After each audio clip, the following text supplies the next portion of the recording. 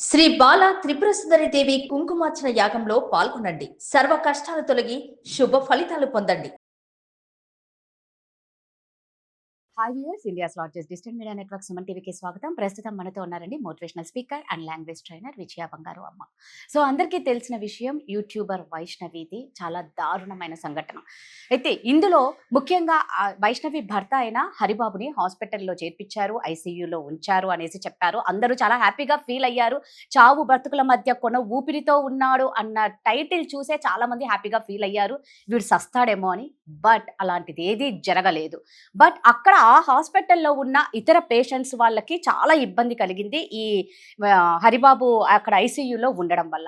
So ఎలాంటి ఇబ్బందులు ఎదుర్కొన్నారు, ఎందుకు సడన్ గా అంత బాగా ఉన్న హరిబాబు సడన్ గా ఐసీయూ దాకా ఎందుకు వెళ్ళాడు, సో వీటన్నిటి గురించి అమ్మని అడిగి తెలుసుకుందాం.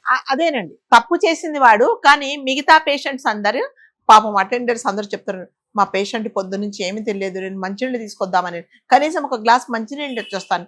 ఎంతమందో పేషెంట్స్ అందరూ, పేషెంట్ అటెండెంట్స్ అందరూ సెక్యూరిటీ వాళ్ళని అడుక్కుంటున్నారు. వాళ్ళు అలౌ చేయట్లేదు. ఎందుకంటే ఎవరైతే ఈ ఘనకార్యం చేశాడో అతడు లోపల ఉన్నాడట, కాబట్టి మీరు ఎవ్వరు వెళ్ళకూడదు అంటే వాళ్ళు ఏంటంటే ఒకవేళ బంధువులు వచ్చి దాడి చేస్తారేమో అందుకని అతన్ని సేఫ్ గార్డ్ చేస్తున్నారు.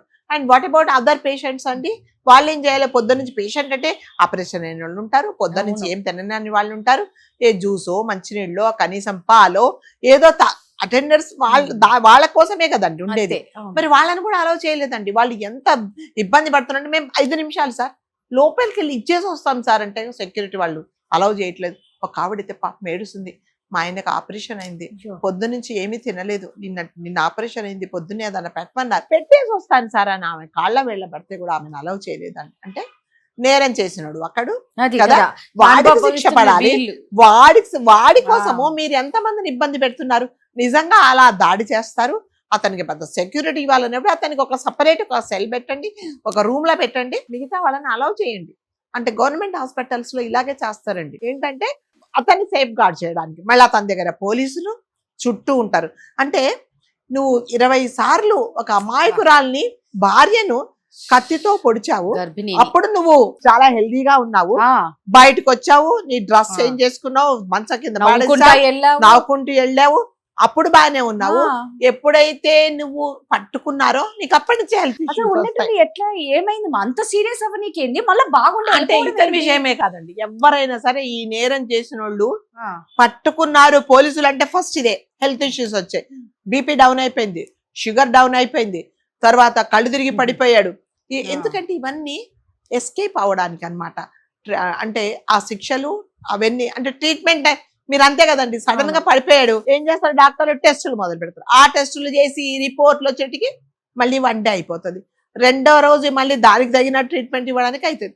సో దే కెన్ డిలే అనమాట. ప్రొసీజర్ ఏముందో అది డిలే చేయొచ్చు. ఇది కూడా ఒక నాటకం అనమాట. అంతే.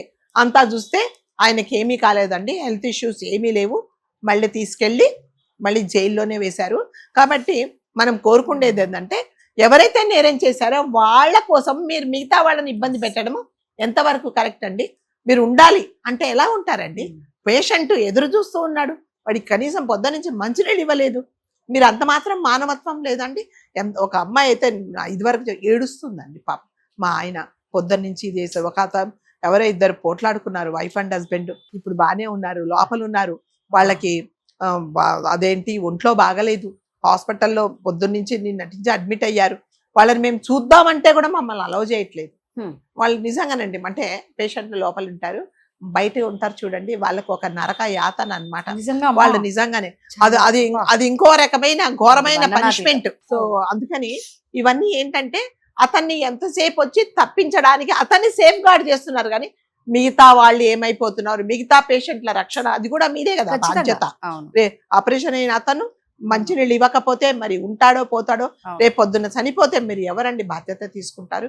కాబట్టి మీరు ఇలా నిజంగా ఇలా నేరాలు చేసిన వాళ్ళను మీరు సేఫ్ గార్డ్ చేయాలనుకుంటే వాళ్ళకు ప్రత్యేకంగా ట్రీట్మెంట్ ఇవ్వాలి, వాళ్ళ వల్ల వేరే వాళ్ళు ఇబ్బంది పడకుండా ఉండాలి అని అంటే మీరు అతన్ని నిజంగా ఎవరినైనా సరే మీరు సపరేట్ గా పెట్టండి. అంత పెద్ద హాస్పిటల్లో అతన్ని పెట్టడానికి ఒక రూమ్ ఉండదా?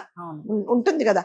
మనం అనుకున్న ఐసీయూలో ఉన్నాను, ఉన్నాడు, ఆ. వెంటిలేటర్ మీద ఉన్నాడు, వెంటిలేటర్ అప్పుడో ఇప్పుడో ఉన్నారంట. నిజంగానే ఎవరి చావు మనం కోరుకోకూడదు. నేనైతే అతని చావే కోరుకుంటాను. అమ్మ వాడిని ఒక్కడనే కాదు, వాళ్ళ అమ్మను, వాళ్ళ అన్నల్ని ఈ హత్యకు ఎవరైతే ప్రేరేపించినారో, హత్య చేసిన వాడు ఎంత నేరస్తుడో, హత్యను ప్రేరేపించిన వాడు కూడా అంతే నేరస్తుడు. వాళ్ళకు కూడా అలాంటి శిక్షలే వేయాలి. అంతే.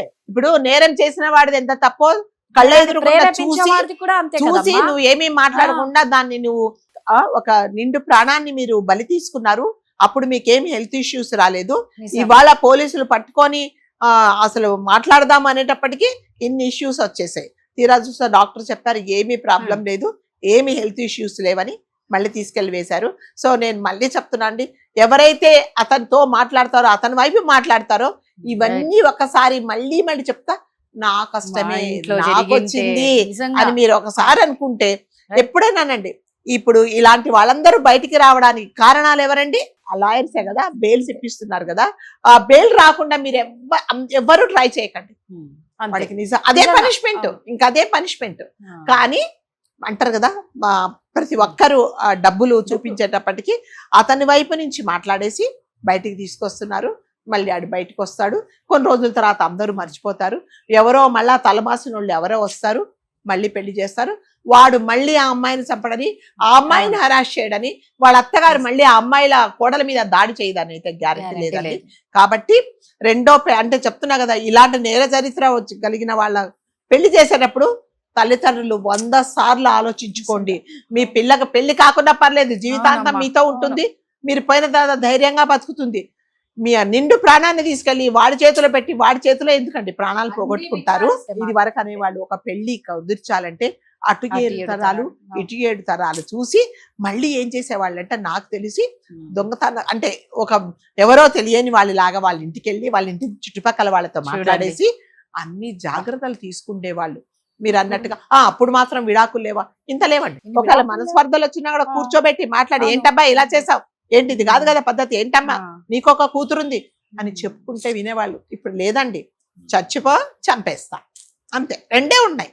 కాబట్టి పెళ్లి అనేది నువ్వు 100 సంవత్సరాలు కలిసి కాపురం చేసి మీ వంశాన్ని ఉద్ధరించడానికి వచ్చిన ఒక అమాయకురాలైన అమ్మాయిని మీరు పొట్టన పెట్టుకున్నారంటే ఈ కర్మ అనేది అంటారు కదండి, అది వదిలిపెట్టదండి, తప్పకుండా మీరు అనుభవిస్తారు. కాబట్టి మనం ఒకటే కోరుకుంటున్నాం, ఎవ్వరు లాయర్లకు, మరి జడ్జిలకి, పోలీసులకి నేను నిజంగా విజ్ఞప్తి చేస్తున్నానండి, ఎవ్వరు కూడా అతని వైపు నుంచి మీరు మాట్లాడకండి. కళ్ళ ఎదురుగుండా సాక్ష్యం కనిపిస్తుంది, వాడు చంపేశాడు, అయినా కూడా మీరు మళ్ళీ ఇంకా ఇంత టైం తీసుకుంటున్నారంటే భయం అనేది లేదు. అందుకని నేరం చేసిన వాళ్ళు రాజుగారు ఛాలెంజ్ చేసి వెళ్తున్నారు, నువ్వేంటి నన్ను పట్టిస్తున్నావు, చూసుకో 2 రోజుల్లోనే వస్తాను, నీ అంతా చూస్తానని చెప్తున్నారు. ఎందుకు? మీరందరూ భరోసా ఇస్తున్నారు కాబట్టి.